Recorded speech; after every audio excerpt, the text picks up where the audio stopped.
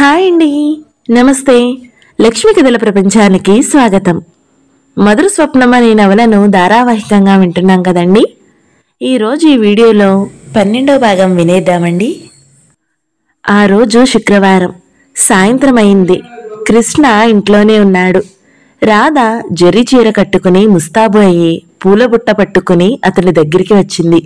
ఏమండి, గుడికి వెళదాం రాకూడదు అంది. కొత్తగా కట్టుకున్న హాస్పిటల్కి తీసుకురావాల్సిన సామాను జాబితా రాసుకుంటున్న కృష్ణ తలెత్తి చూశాడు. ఆకుపచ్చ రంగులో వెంకటగిరి జరీ అంచు చీర కట్టుకున్న రాధ పచ్చటి పసిమి ఛాయతో మెరుస్తూ బంతి చెట్టు రెమ్మకి భారంగా ఉన్న ముద్దబంతి పువ్వులా ఉంది. తలంటి పోసుకుని వదులుగా వేసుకున్న జడలో కనకంబరాల మాల. 5వ నెల దాటిందేమో. రాధ పొట్ట ఎత్తుగా స్పష్టంగా కనిపిస్తుంది. ఏమిటలా చూస్తున్నారు? నిన్నే. ఎందుకు? ముద్దొస్తున్నావు. అసలు పగలు నిన్ను ఎప్పుడు నేను సరిగ్గా చూడలేదు అనిపిస్తోంది. ఇలారా. అతను చెయ్యి అందుకోబోయాడు. రాధ దూరంగా జరిగింది. గుడికి వెళ్తున్నానని చెప్పలేదు అంది. అయితే ఏమిటట? అతను అమాయకంగా అడిగాడు. మీరు గుడికి వస్తారా లేదా? నేనెందుకు? బాగుంది, నాకు తోడు. ఇలారా. అప్పటికి వంగి రాధ చెయ్యి దొరకబుచ్చుకుపోయి అతను తన దగ్గరికి తీసుకుని రాధ పొట్టకి చెంప ఆనిస్తూ, ఇదిగో నా బంగారు నాన్న. మీ నాన్న బిజీగా ఉన్నాడు కానీ అమ్మతో గుడికి తోడుగా వెళ్ళిరా అమ్మా అన్నాడు చిలిపిగా. రాధ ఒక్క క్షణం కృష్ణ తల మీద చెయ్యి వేసి అతని మాటలు వింటూ వాటిని అనుభవిస్తున్న దానిలా అలాగే పరవశంగా నిలబడిపోయింది. బాబు తోడు వస్తున్నాడుగా, వెళ్ళిరా తలెత్తుతూ అన్నాడు. రాధ తెచ్చిపెట్టుకున్న కోపంతో అతని వైపు చూసి అతని మాటలకి తలూపింది. రాధా, బాబు ఏమంటున్నాడు? నాన్న పనిలో ఉన్నారులేమ్మా, మనం వెళ్దాంరా అంటున్నాడు. వెరీ గుడ్ నా బంగారు తండ్రి. డాడీని అర్థం చేసుకున్నాడన్నమాట. నేను త్వరగా వచ్చేస్తాను. రాధ వెళ్ళబోయి ఆగింది. ఏమండి, మీరు పెట్టె సర్దుకుంటారేమో. ఇస్త్రీ బట్టలు మంచం మీద పెట్టాను, మీకు కావలసినవి తీసుకోండి అంది. అతను అలాగే అన్నట్టు తల ఊపాడు. రాధ వెళ్ళిపోయింది. వెనుక నుంచి రాధ అతనికి ఇంకా ఎంతో అందంగా కనిపించింది. అతను ఒక్క క్షణం కుర్చీలో వెనక్కి ఆనుకుని అలాగే కూర్చుండిపోయాడు. సృష్టిలో మాతృత్వం ఎంత తీయటి వరం! మగాడికి తండ్రి అయ్యే అర్హత కల్పిస్తుంది. స్త్రీ ఎంతో అపురూపం. ఇంకా కొద్ది నెలలు పోతే ఈ ఇంట్లో పసిపాప బోసినవ్వులు తప్పటడుగులు వస్తాయి. ఇంటికే కళ వచ్చేస్తుందేమో. అతని మనస్సు పుట్టబోయే బిడ్డ గురించి ఆలోచిస్తుంటే పితృగర్వంతో భాసిస్తోంది. కృష్ణ మళ్ళీ లిస్టు రాసుకోసాగాడు. కొద్దిసేపైన తరువాత అతను వ్రాయడం పూర్తి చేసి గదిలోకి వచ్చాడు. అక్కడ రాధ మంచం పక్కన చిన్నపిల్లలకు సంబంధించిన వస్తువులు అనేకం కనిపిస్తున్నాయి. అతడు ముగ్ధుడైన వాడిలా చూస్తున్నాడు. అతను బట్టలు తీసుకుని పెట్టెలో సర్దుతున్నాడు. ఇంతలో బయట నుంచి డాక్టర్ బాబు, డాక్టర్ బాబు అని అరుపులు వినిపించాయి. ఎవరు? అతను లేచి యువతలికి వచ్చేసరికి వీరయ్య పరిగెత్తుకు వచ్చాడు. డాక్టర్ బాబు, రాధమ్మకి యాక్సిడెంట్ అయింది. ఆ గిరిగాడు లేడు, స్కూటర్ మీద వస్తూ రాధమ్మని గుద్దేశాడు.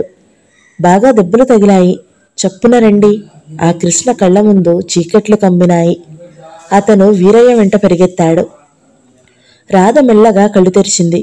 ఎదురుగా ఎవరిదో ముఖం కనిపిస్తుంది. ఆ ముఖం సరిగ్గా రూపు తెలియడం లేదు. మసకగా ఉంది. చెయ్యెత్తి తడిమినట్టుగా చూసింది. రాధా. ఆ కంఠం కృష్ణది. అతను రాధ చేతిని 2 చేతులతో గట్టిగా పట్టుకున్నాడు. రాధా. అతని గొంతు వణక్కుండా ధైర్యంగా ఉండడానికి విశ్వ ప్రయత్నం చేస్తున్నట్టు తెలుస్తూనే ఉంది. నాకేమైంది? అస్పష్టంగా అడిగింది. రాధమ్మ తల్లి శాంతమ్మ బావురమంది. అమ్మ ఎందుకు ఏడుస్తోంది? నీరసంగా అడిగింది. ఏం లేదు. కృష్ణ పక్కకు తిరిగి ఆవిడని ఏడవద్దని సైగ చేశాడు. నాకేమైంది? నేనెక్కడున్నాను? నేను గుడికి వెళ్తున్నాను గుర్తు చేసుకుంటున్నట్టుగా అంది. రాధా, నిద్రపో, మంచిదానివి కదూ బ్రతిమలాడాడు. గుడికి వెళ్తుంటే గిరి మోటార్ సైకిల్ మీద వచ్చాడు. నేను పక్కకు తప్పుకోబోయాను. అతను నా మీదకే స్పీడ్గా వచ్చాడు. నాకు పొట్టలో దెబ్బ తగిలింది. రాధ హఠాత్తుగా చేత్తో పొట్ట తడుముకుంది. ఆ పొట్ట అప్పడంలా లోపలికి ఉంది. రాధ భయంగా కళ్ళు పత్తికాయల్లా చేసి చూసింది. బాబు, నా బాబు లేవబోయింది. ఏం చేస్తామే అమ్మా, నీకు తొలిచూలు దక్కే యోగం లేదు అంది శాంతమ్మ. రాధ కెవ్వున అరిచింది. రాధా! కృష్ణ గబాల్న పట్టుకున్నాడు. రాధా, రాధా! కృష్ణ రాధని పొదివి గుండెలకి హత్తుకున్నాడు. ఏమండి, అబద్ధమని చెప్పండి, పీడకలని చెప్పండి. రాధ ఏడుస్తుంది. నవ్వుతూ తుళ్ళుతూ గలగలా పారుతూ ఉరికే జలపాతంలా ఉండే రాధ ఆ క్షణం కన్నీటి వరదైపోయింది.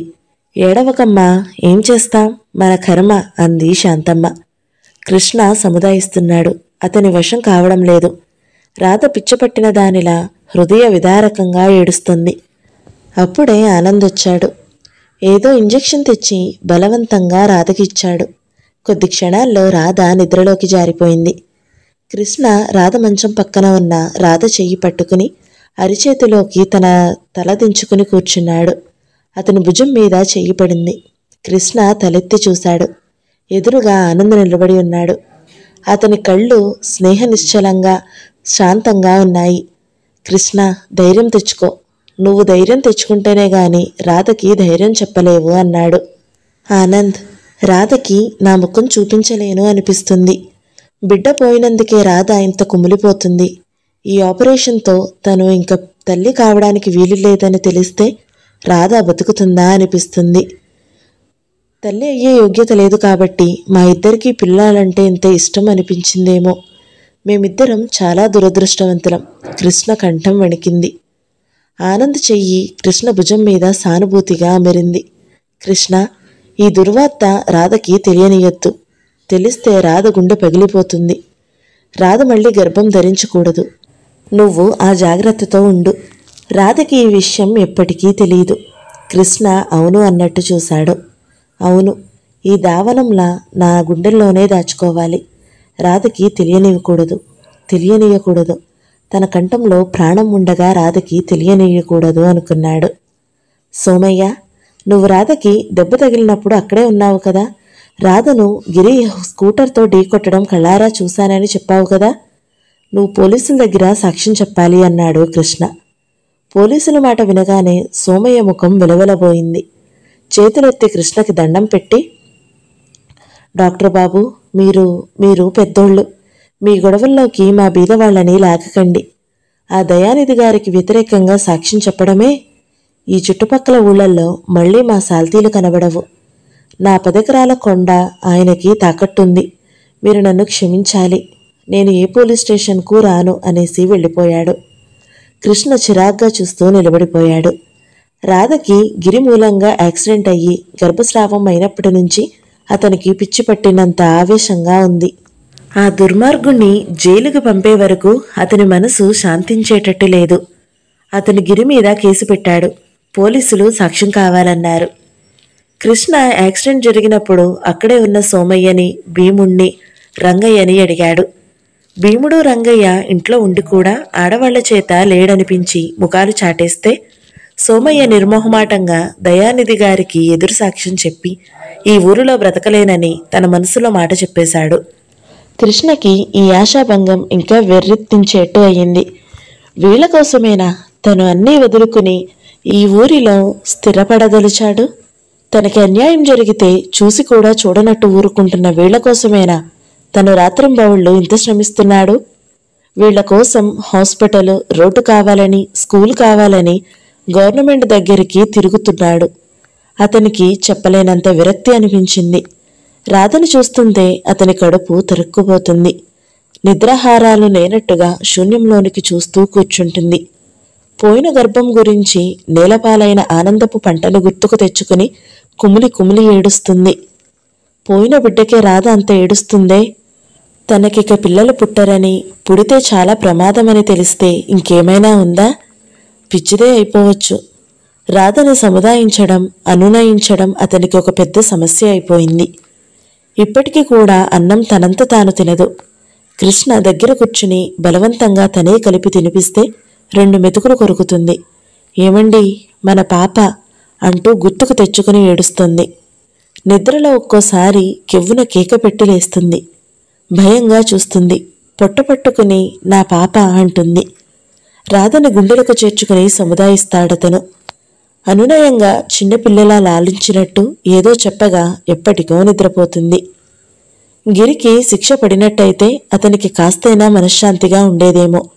తనకి ఇంకా అన్యాయం చేసిన అతనిని ఏమీ చేయలేకుండా ఉన్నాడు.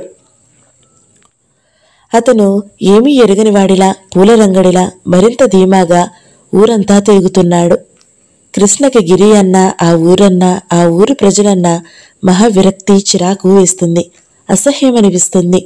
అతని మనసు బాధగా, అవమానంగా, రంపపు కోతగా ఉంది. కృష్ణ ఆ రోజు ఇంటికి రాగానే ఆనంద్తో, నేను ఈ ఊరి నుండి వెళ్ళిపోతున్నాను అన్నాడు. ఈ మాట వినగానే ఆనంద్ తుళ్ళిపడినట్టు చూశాడు. అదేమిటి అన్నాడు ఆశ్చర్యంగా. రాధని ఈ ఊరు నుంచి మార్పు కోసం ఎక్కడికైనా తీసుకువెళ్లడం నయమనిపిస్తుంది. గాలు మార్పే అనుకుంటే 10 రోజులు సెలవు మీద వెళ్ళిరా. ఓహో, నాకు ఈ ఊరిలో ఉండాలని అనిపించలేదు. శాశ్వతంగా ఈ ఊరు వదిలి వెళ్ళిపోతున్నాను. అదేమిటి కృష్ణ? ఆతృతగా అడిగాడు.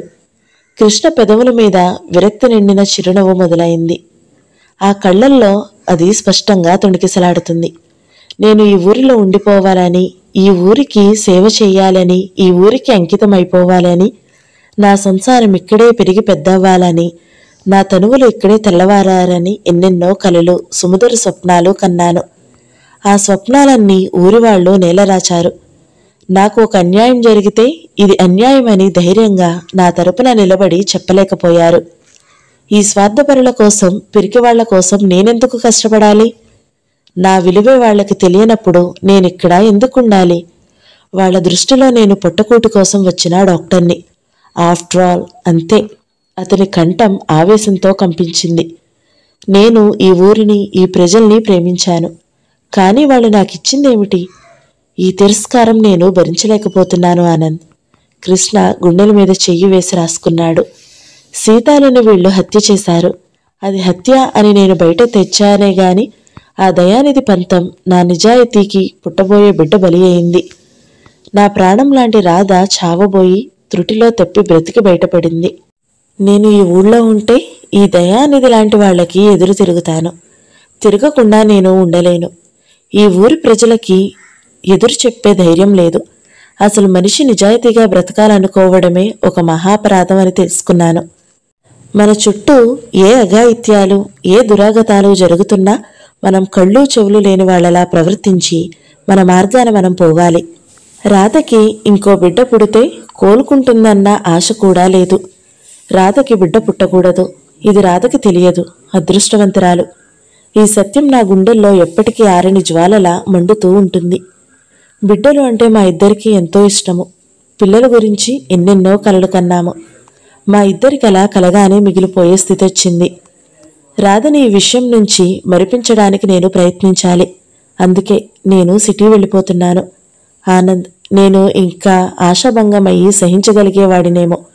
కానీ పిల్లల విషయంలో అతను కుర్చీలో కూడబడి చేతుల్లో ముఖం దాచుకున్నాడు. కృష్ణ. ఆనంద్ దగ్గరగా వచ్చి కృష్ణ భుజం మీద చెయ్యి వేశాడు. నీకేమని ధైర్యం చెప్పాలో నాకు తోచడం లేదు. నాకేమని చెప్పావో నువ్వు గుర్తు తెచ్చుకో. స్వవిషయంలో జరిగిన ఒక నిరాశ మూలంగా డాక్టర్ తన కర్తవ్యం మర్చిపోకూడదు. నువ్వు డాక్టర్వి కృష్ణ, డాక్టర్వి. కృష్ణ కొద్దిసేపటికి తనని తాను సంభాళించుకున్నాడు. అవునన్నట్టు తలూపాడు. భారంగా లేస్తూ, అవును, నేను డాక్టర్ని. యు ఆర్ కరెక్ట్, నేను డాక్టర్ని. వ్యక్తిగత సమస్యలు నన్ను నిరాశపరచకూడదు. వాటి ప్రభావం నాలోని డాక్టర్ని నిస్పృహ తెప్పించకూడదు. అందుకే ఆనంద్, నేను సిటీ వెళ్తున్నాను. ఆ మహానగరంలో ఇక్కడ ఈ పల్లెటూరులో కంటే ఎక్కువ మందికి వైద్యం చేయొచ్చు. అతను చేతులు చూసుకుంటూ అన్నాడు. ఈ చేతులు ఎంతోమంది బాధపీడితులకి సేవ చేయాలి.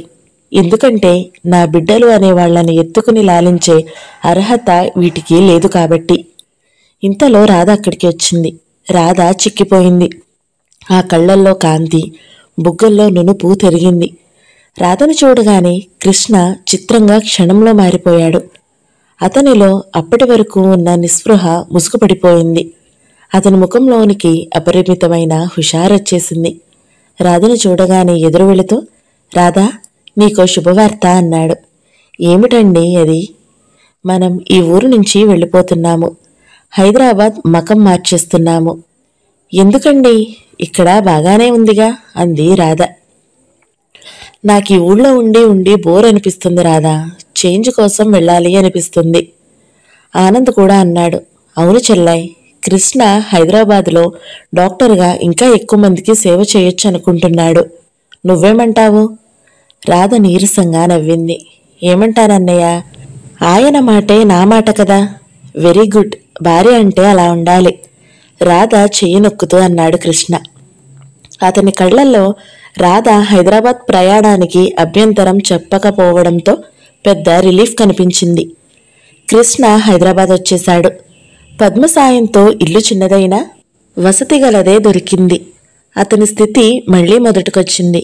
బ్రతుకు తెరువురాట మళ్లీ ప్రారంభమైంది. డాక్టరుగా తన ఉనికిని తెలియజేసుకోవడానికి అతను మళ్లీ విశ్వ ప్రయత్నాలు చేయాల్సి వస్తుంది. రాధ ఉన్నంతలో సంసారం ఎంతో పొదుపుగా చేస్తుంది. ఆర్థిక సమస్యలు ఉన్నా అన్యోన్యత వీడని ఇద్దరి దాంపత్యంలో అనిర్వచనీయమైన ఆనందం పొందుతున్నారు. కృష్ణ రాధను తీసుకుని ఊరంతా చూపించాడు.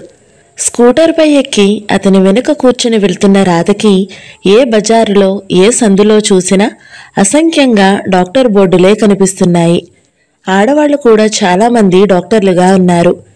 ఈ ఊరిలో మనకేం డబ్బులొస్తాయండి అంది నిరాశగా. అదృష్టం బాగుంటే ఎక్కడున్నా వస్తాయి. కృష్ణ రాధ మెడ చుట్టూ చేతులు వేసి, రాధాదేవి గారు, తమరు డబ్బుల గురించి ఆలోచన మానేసి ఈ కృష్ణ గురించి ఆలోచన చేయండి అనేవాడు. ఈ రాధకి ఈ కృష్ణుడు తప్ప ఇంకో లోకమే లేదండి దొరగారు అనేది రాధ. ప్రాక్టీసు ఒత్తిడి లేకపోవడం వల్ల కృష్ణ రాధ వెంట వెంట తిరుగుతూ ఉండేవాడు. రాధ వంట చేస్తుంటే, నేను బియ్యం ఏరిస్తాను రాధా అనేవాడు. చాలేండి, మీకు ప్రాక్టీస్ పెరిగితే ఎలాగూ రెస్ట్ దొరకదు, ఇప్పుడైనా కాస్త రెస్ట్ తీసుకోండి అనేది. రాధ ఒకసారి బజారు నుండి సామాను తెచ్చింది. కృష్ణ కుర్చీలో కూర్చుని చదువుకుంటున్నాడు. రాధ అతని వెనుక వచ్చి, కళ్ళు మూసుకోండి అంది. అన్యాయం, నిన్ను చూసి అరగంట అయింది, ఎదురుగా వచ్చిన తరువాత కూడా కళ్ళు మూసుకోమంటున్నావా అన్నాడతను కినుకుగా. అబ్బా, మూసుకోమంటుంటే ఎందుకో చెప్పు, మీకు మంచి అందమైనది చూపిస్తాను, చూసిన తర్వాత మీరు అద్భుతం రాదా అనకపోతే నా చెవి కోయించుకుంటాను. అతను నిజంగానా అన్నట్టు చూశాడు. నిజంగా అన్నట్టు చూసింది రాధ. కృష్ణ కళ్ళు మూసుకున్నాడు. ఏదో కాగితం చప్పుడయ్యింది. ఇప్పుడు తెరవండి అంది. కృష్ణ కళ్ళు తెరిచాడు. అతని ఎదురుగా ముద్దలు మూటగట్టే ముఖంతో, ఎత్తైన పాలబుగ్గలతో, నోట్లో వేలు పెట్టుకుని చిరునవ్వుతో నవ్వుతున్న బాబు క్యాలెండర్లో నుంచి నవ్వుతున్నాడు. ఎలా ఉన్నాడు అంది హుషారుగా. అతను కూడా మురిపంగా చూస్తూ, చాలా బాగున్నాడు. రాధ అతని పక్కగా వచ్చి అతను కూడా క్యాలెండర్ చూస్తూ, ఏమండి, మన బాబు ఉంటే అచ్చు ఇలాగే ఉండేవాడు కదూ అంటుండగానే రాధ కళ్లల్లో నుండి జలజలా నీళ్లు ఉబికొచ్చాయి. రాధ అతను చప్పున రాధని దగ్గరికి తీసుకున్నాడు. అతను గుండెల్లో ముఖం దాచుకుంటూ గాద్గితంగా అడిగింది, ఏమండి, ఒకసారి గర్భం పోతే మళ్ళీ వెంటనే వస్తుందని అమ్మ చెప్పింది. ఇన్నేళ్ళు అయినా నాకు ఆ అదృష్టం ఇంకా దక్కలేదేమండి. కృష్ణ గొంతులో ఏదో అడ్డుపట్టటే అయింది. రాధా, మనం దేనికైనా మరీ మరీ ఎదురు చూస్తామనుకో, అది దొరకడం ఆలస్యమవుతుంది. ఆ సంగతి నీకు తెలియదా? రాధ అవునన్నట్టు తలూపింది. ఏమిటోనండి, ఈ డాక్టర్లు అన్నీ కనిపెడుతున్నారు గాని ఆడదానికి గంటల్లో పిల్లలు పుట్టే మార్గం చూడలేకపోతున్నారు. పిచ్చి రాధ. అతను రాధ తలని గుండెలకు నొక్కుకున్నాడు. కళ్ళు నిషాదంగా అయిపోయాయి. ఆ భయంకర సత్యం రాధకి తెలిస్తే ఇంకేమైనా ఉందా? గుండెలు పగిలిపోతాయేమో. రాధకి తెలియకూడదు. తన ప్రాణం ఉండగా తెలియకూడదు. కృష్ణకి ఎవరో ఇంటికి వస్తుండడం కనిపించింది. రాధా, ఎవరో వస్తున్నట్టున్నారు, పేషెంట్ అయి ఉంటాడు అన్నాడు. రాధ కళ్ళు తుడుచుకుని వెళ్ళింది. తలుపు తీసింది. డాక్టర్ గోపాలకృష్ణమూర్తి గారు ఉన్నారమ్మా? ఉన్నారండి, రండి కూర్చోండి. రాధ ఆయనకి సకల మర్యాదలు చేసి లోపలికి వెళ్ళి కృష్ణతో, ఇదిగో ఆయన మన మొదటి పేషెంటు, జాగ్రత్తగా చూడండి అంది. కృష్ణ తలూపి యువతల గదిలోకి వచ్చాడు. కృష్ణ ఆయనకి ఎదురుగా కూర్చుంటూ చెప్పండి, ఏమిటి మీ సమస్య అన్నాడు. పెద్ద బాధేనండి, ఎవరు ఆర్చేవారు తీర్చేవారు కనిపించడం లేదు అన్నాడాయన దీనంగా చూస్తూ. చెప్పండి, ముందు లక్షణాలు చెబితే. లక్షణాలేమిటిలే నాయనా, లక్షణం లాంటి అమ్మాయి ఉంది, వయసు వచ్చింది, పెళ్లి కాలేదు. అది సరే, మీ బాధ చెప్పండి. అదేనయ్యా నా బాధ, కంటికి నిద్ర రాదు, అన్నం సహించదు అన్నాడు దిగులుతో. నేను డాక్టర్నండి, మీకేదైనా వ్యాధి వస్తే వైద్యం చేయగలుగుతాను కానీ. కృష్ణ చిరాగ్గా అన్నాడు. మా అమ్మాయి పెళ్లి కూడా నువ్వు చేయగలవు నాయనా. మీ పద్మ అనే పిల్ల ఉందట, వాళ్ల మరిది ఎడ్యుకేషన్ డిపార్ట్మెంట్లో పనిచేస్తున్నాడు. కృష్ణ అప్పటికే లేచాడు. ఒక్క నిమిషం అంటూ లోపలికి వచ్చాడు. రాధా అంటూ పిలిచాడు. ఏమిటండి, ఆయనకి ఏం వ్యాధట? కూతురు పెళ్లి కాని తండ్రులకి వస్తుందే బెంగాని, ఆ మహావ్యాధితో ఆయన బాధపడుతున్నాడు. ఆయన పేషెంట్ కాదు, పెళ్లి సంబంధం కోసం వచ్చాడు. నా కేసు కాదు, నీ కేసు, వెళ్ళు అన్నాడు. రాధ ముందు గదిలోనికి వెళ్ళింది. కృష్ణ పడగ్గదిలోకి వచ్చాడు. మంచం మీద కూర్చున్న అతనికి ఎదురుగా గోడకి నవ్వుతున్న బాబు క్యాలెండర్ కనిపించింది. ఆ క్యాలెండర్ ఆ గదికే అందం తెచ్చినట్టుగా ఉంది. అతను గాఢంగా నిట్టూర్చాడు. కృష్ణ సీతాలు ఇచ్చిన మూలికలు కామెర్ల వ్యాధికి ఎలా పనికొస్తాయో తీసిసి రాస్తున్నాడు. రాత్రి పొద్దుపోయే వరకు అదే రాస్తూ అవతల గదిలో కూర్చుండిపోయేవాడు. రాధ ఒక్కోసారి వచ్చి అతనికి ఎదురుగా కూర్చునేది. ఏం నిద్ర రావడం లేదా రాస్తూనే అడిగాడు. ఊహు, వెళ్ళి పడుకో, అదే వస్తుంది. అతను వ్రాయడంలో మునిగిపోయేవాడు. కొద్దిసేపటికి చించిన కాగితపు ముక్కలు అతని నెత్తి నిండా ఒంటి నిండా జలజలా రాలాయి. అతను తలెత్తకుండానే రాధా, అల్లరి చేయకుండా వెళ్ళి పడుకో అన్నాడు. అతని కంఠం మందలింపుగా ఉండడం చూసి రాధ బుంగమూతి పెట్టుకుంది. అవతల గదిలోకి వెళ్లి మంచం మీద కూర్చుని లేని దగ్గు తెచ్చిపెట్టుకుని దగ్గసాగింది. అతను అది విని ఏమిటా దగ్గు అన్నాడు. బాగుంది, నిద్ర రావడం లేదు, దగ్గొస్తుంది, నేనేం చేయను అంది. అక్కడ దగ్గు ముందు ఉంది, వేసుకో. రాధ చరచరా లేచి వచ్చింది. ఏమండి, అతని చేతిలో పెన్ లాగేసుకుని నాకేం తోచడం లేదు, బోరు కొట్టి చస్తున్నాను తెలుసా. అతను రాధని చూశాడు. నన్నేం చేయమంటావు చెప్పు. పిల్లలైనా పుడితే వాళ్లతో కాలక్షేపమైనా ఉంటుంది. పగలు మీరెటో వెళ్తారు, నాకేం తోచదు. రాత్రి మీరున్నా నేను ఒంటరిగానే ఉంటున్నట్టుంటుంది. కృష్ణ రాధని దగ్గరకు తీసుకున్నాడు. రాధ బాధ అతనికి అర్థమైంది. దానికి జవాబు చెప్పే స్థితిలో అతను లేడు. అందుకే అన్నాడు, రాధా, నువ్వు మహిళా సమాజానికో సెక్రటరీ కాకూడదు? అప్పుడు బోలెడంత కాలక్షేపం అవుతుంది. బాగుందండి, మహిళా సమాజానికి సెక్రటరీ అంటే మాటలా? వాళ్ళకి కారులుండాలి, మేడలుండాలి, ఇంట్లో వంట మనిషి ఉండాలి, చేతి నిండా డబ్బులుండాలి. అవన్నీ మనకి ఎక్కడి నుంచి వస్తాయి? అయినా ఈ గోలంతా మనకి కావాలట? కృష్ణ జవాబు చెప్పలేదు, మౌనంగా ఉండిపోయాడు. రాధకి కూడా ఏదో కాలక్షేపం కావాలి, ఊపిరాడని పనులుండాలి. అప్పుడు గాని ఆ పిల్లల నుంచి ధ్యాస మళ్ళదు. రాధకి తను ఇటు పిల్లల్ని ఇవ్వలేడు, అటు కాలక్షేపం కల్పించే స్తోమత కల్పించలేడు. ఇక్కడికి వచ్చిన తరువాత తన సంపాదన అంతంత మాత్రంగానే ఉండిపోయింది. ఇంటి అద్దె 2 నెలలకి బాకీ ఉండిపోయాడు. మధ్యాహ్నమే ఇంటాయన వచ్చి గొడవ చేసి వెళ్ళిపోయాడు. అతని కళ్ల ముందు ఉదయం జరిగిన సంఘటన మెదిలింది. అతను 10 గంటల వేళ బజారు నుండి సైకిల్ మీద తిరిగొస్తున్నాడు. వీధిలో ఒకతను స్కూటర్ మీద నుంచి పడిపోయాడు. అక్కడ కూడిన జనంలోనికి వెళ్లి అతను ఆ వ్యక్తిని చూడబోయాడు. ఆ గుంపులో ఉన్న ఒకతను, ఈ డాక్టరేం డాక్టర్రా, సైకిల్ వేసుకుని వీధులంటా తిరుగుతున్నాడు. ఇలాంటి ప్రాక్టీస్ లేని కుర్ర డాక్టర్ల దగ్గరికి వెళితే లేని రోగాలు చెప్పి డబ్బులు జలగల్లా పీల్చేస్తారు. అదుగో ఆ మేడకి బోర్డు లేదు, ఆ FRCS దగ్గరికి తీసుకెళ్దాం, ఆయన బాగా చూస్తాడు అన్నాడు. మిగతా వాళ్ళు కూడా అవునన్నారు. దెబ్బలు తగిలిన అతను కూడా కృష్ణని తిరస్కారంగా చూసి మేడవైపే వెళ్ళాడు. కృష్ణ ఇంటికి వచ్చేశాడు. ఎందుకోగాని అతనికి తీరని అవమానం జరిగినట్టు మనసు కుతూహలాడిపోయింది. అవును, ఈ జనంలో చాలా మందికి అంతే. డాక్టర్కి ఎంతో డబ్బుంటే అంత గొప్ప డాక్టర్ అని నమ్మకం. ఆ డబ్బు ఎలా సంపాదించింది వాళ్ళకి అవసరం లేదు. వీళ్ళకి కావాల్సింది విద్య కాదు, ఆర్భాటం. ఏమిటండి అలా కూర్చున్నారు అంటూ రాధ వచ్చింది. కృష్ణ జరిగిందంతా చెప్పాడు. రాధ ఒక చిరునవ్వుతో అతని బాధను తోసిపారేసింది. మూర్ఖులు, తెలియని వాళ్ళు ఏదో అంటే మీరెందుకు బాధపడతారండి?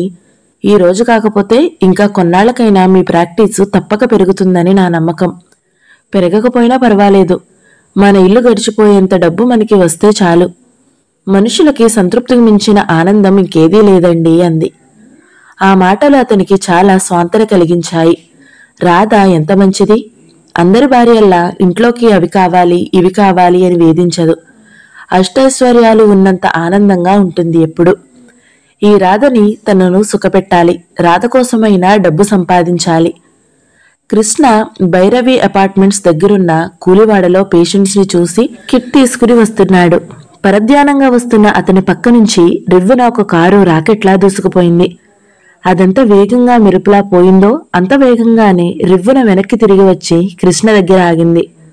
అందులో నుంచి ఖరీదైన సూటులో ఫ్యాషన్గా ఉన్న కళ్లద్దాలతో ఒక యువకుడు దిగి కృష్ణ వైపు వచ్చాడు. హాయ్ కృష్ణ, అతను చెయ్యి చాస్తూ పలకరించాడు. కృష్ణ క్షణం సేపు అయోమయంగా చూసిన వెంటనే అత్యంత ఆనందంగా చూస్తూ మురళి నువ్వా అన్నాడు. ఏమిటి గ్రామోద్ధారకుడు ఇట్లా సిటీ రోడ్లు కొలుస్తున్నాడు? ఈ ఊరెప్పుడొచ్చావురా? వచ్చి 4 నెలలకు పైగానే అయ్యింది అన్నాడు కృష్ణ. మధుర స్వప్నం 12వ భాగం సమాప్తం. ఈ వీడియో మీకు నచ్చినట్లయితే లైక్ చేయండి, షేర్ చేయండి. ఇలాంటి మరిన్ని వీడియోల కోసం మన ఛానల్ని సబ్స్క్రైబ్ చేసుకోండి. Thank you so much for watching. నమస్తే.